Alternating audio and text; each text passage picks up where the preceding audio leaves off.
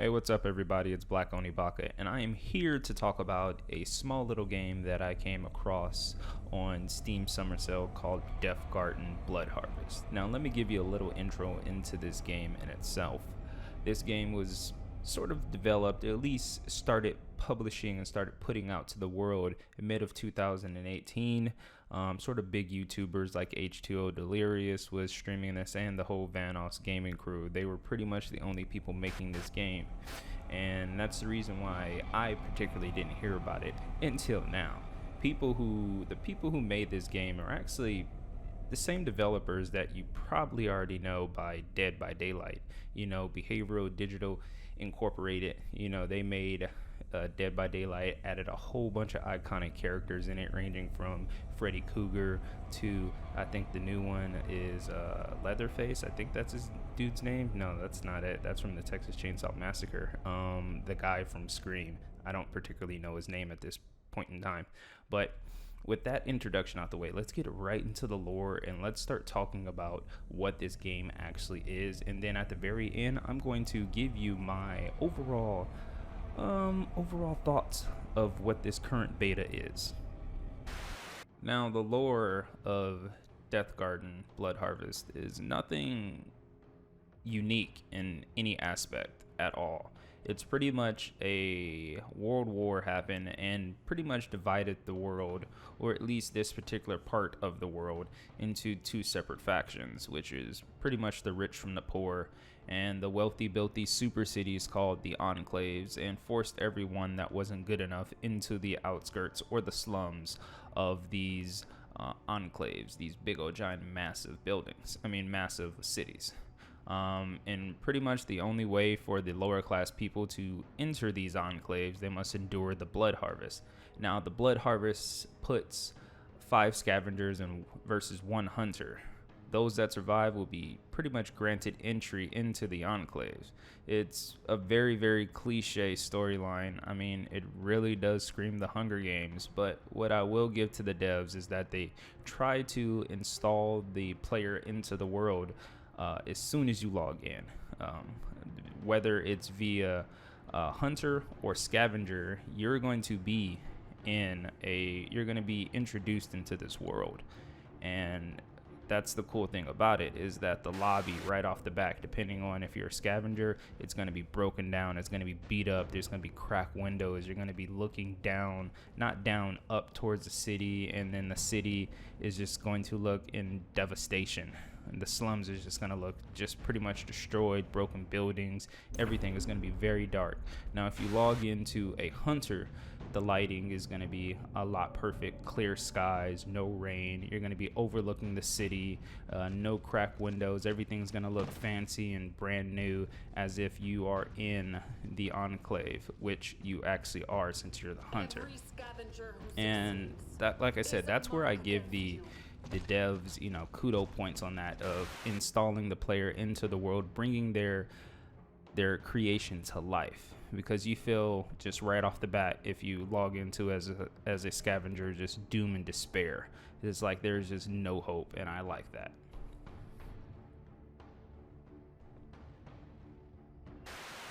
Now let's get into the overall gameplay, or the participants, if I want to say, the people that you're going to be playing as. From the scavengers, you're going to have 6 total scavengers. You're going to have Fog, Sawbone, Inked, Ghost, Switch, and the new installment is Dash. And for the hunters, you're going to have 3 hunters right off the bat, unless you have the Terminator DLC, which will obviously bump that up to 4 hunters. The hunters will be the Inquisitor, the Poacher, the Stalker, and obviously the Terminator. Now, the cool big thing about this is that they're all going to have their unique backstories, as well as each and every character, even including with the hunters, will have their own Vambrace abilities that are triggered by power core arrows. Now, the Vambrace abilities are pretty much just your overall ability, if you're a scavenger, your overall defensive abilities, since you don't have any offense abilities at all as a scavenger. So let's just say Dash. Dash's overall ability is, Ghost overall ability is to go cloak. He has active camo. And then let's just say Fog's overall ability is that he shoots an arrow that creates a dust cloud. You know, stuff like that. But the cool thing about being a hunter is the fact that you don't have to worry about anything at all, because they can't damage you, they can't kill you, they can't stop you. You're literally a god with a gun, and it's awesome.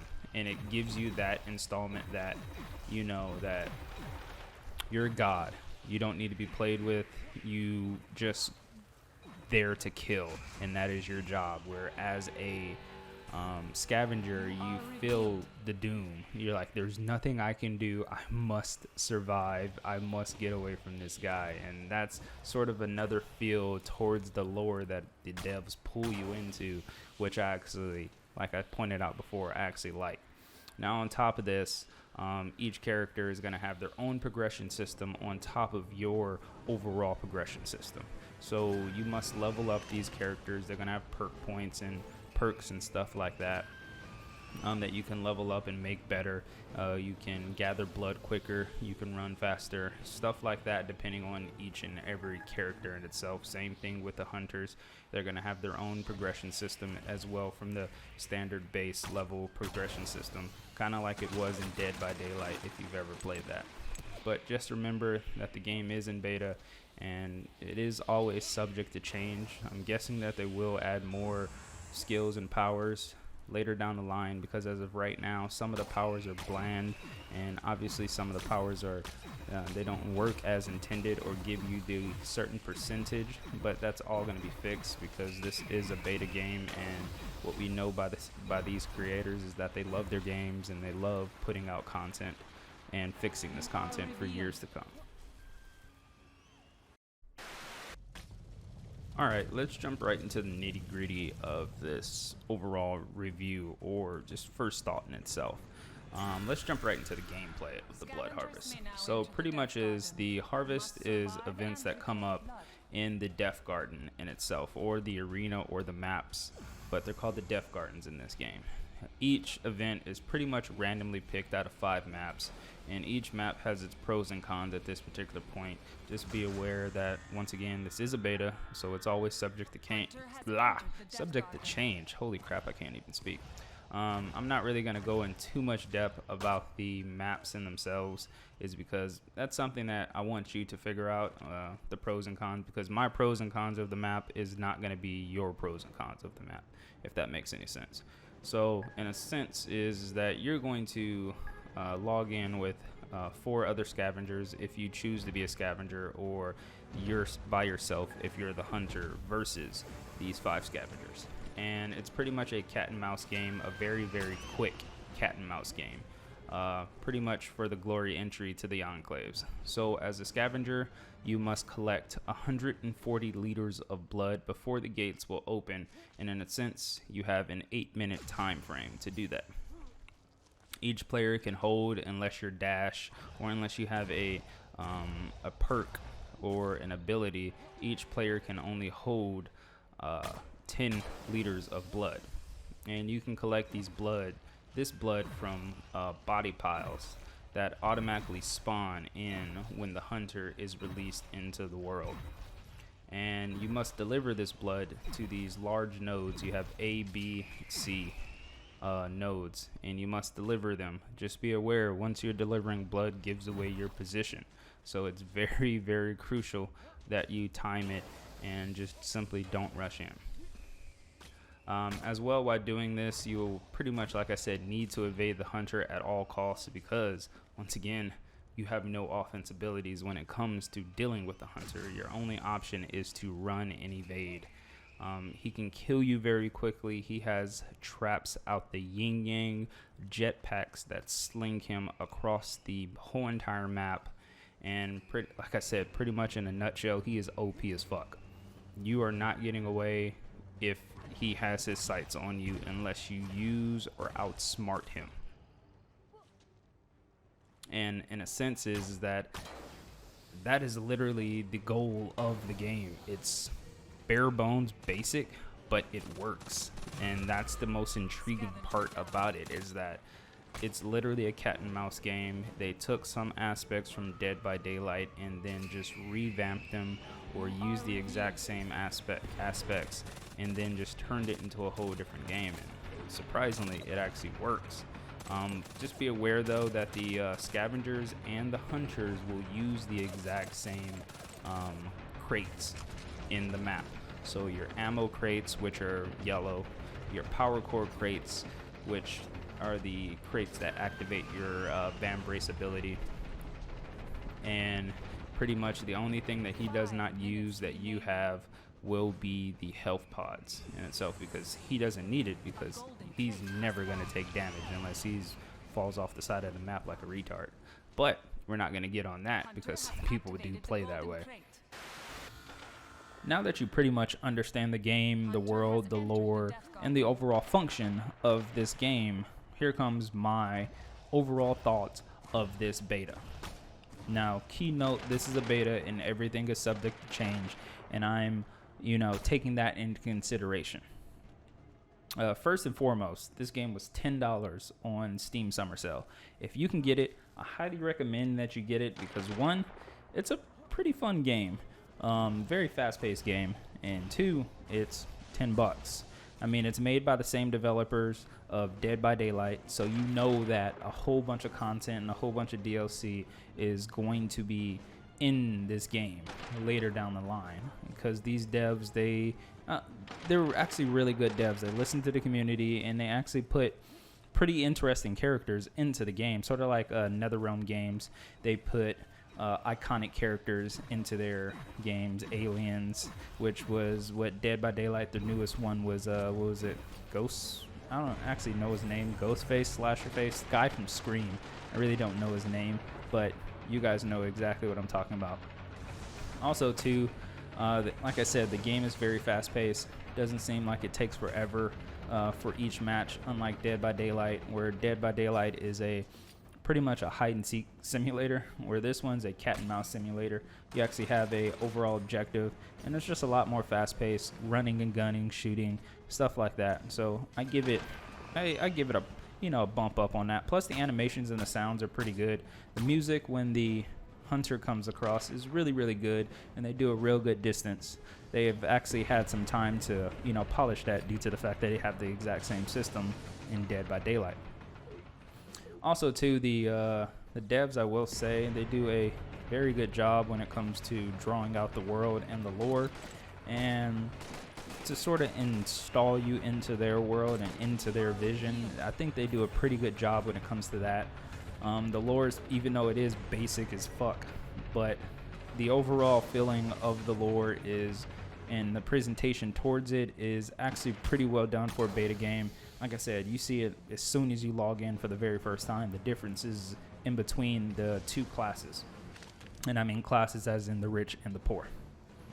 But let's go to my biggest problem with this particular game. As a scavenger, you really have nothing to slow down the hunter. No traps, no tripwire, no tricks, nothing. Everything that you have is literally to get away from the hunter in itself. And I mean get away from is as in he's already on top of you and you have to find your way out. Now, it just seems a little bit out of place when you come to that and when you factor in the abilities that you have. So in a sense is you start with a bow and arrow, which is your standard weapon, which has trace effects on it. So if you shoot an arrow, anybody on the map can actually trace it because it leaves a trail, which personally makes no sense, but whatever.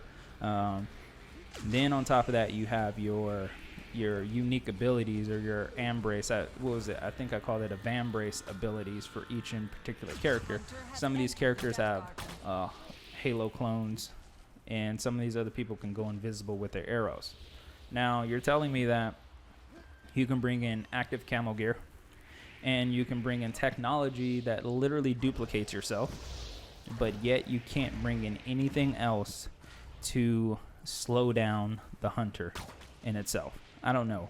Wrap them up in some vines, or trip them, or just something to necessarily make him lose vision. A smoke, not really a smoke grenade, but because they do have the smoke grenades, but the smoke grenades are useless. They're literally pointless and just simply don't work. Or maybe a flashbang. There you go. A character that shoots out a flashbang. That would be more acceptable and more believable. And the reason why I'm speaking on this is because they have detection robots. These detection robots can be brought up by the hunter, and they're riddled all across the map.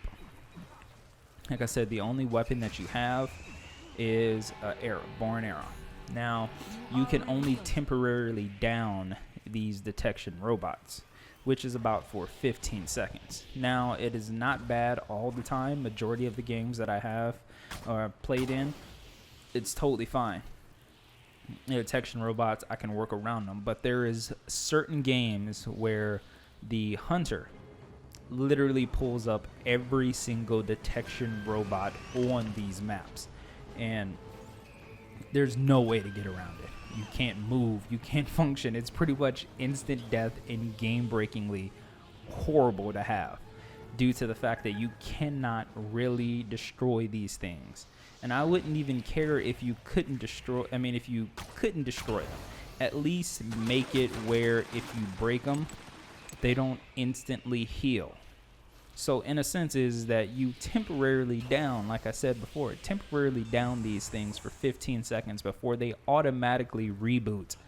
So in a sense is that once the hunter interacts with them once in the whole match, they don't have to interact with them any particularly more, which I think is a big downfall when it comes to the gameplay, or at least have a particular character that is able to do that, where they have to be forced a manual reboot on these. It just makes a little bit more sense and a little bit more believable with the lore, because of the fact that you can have Halo clones and you can have Acto camo gear.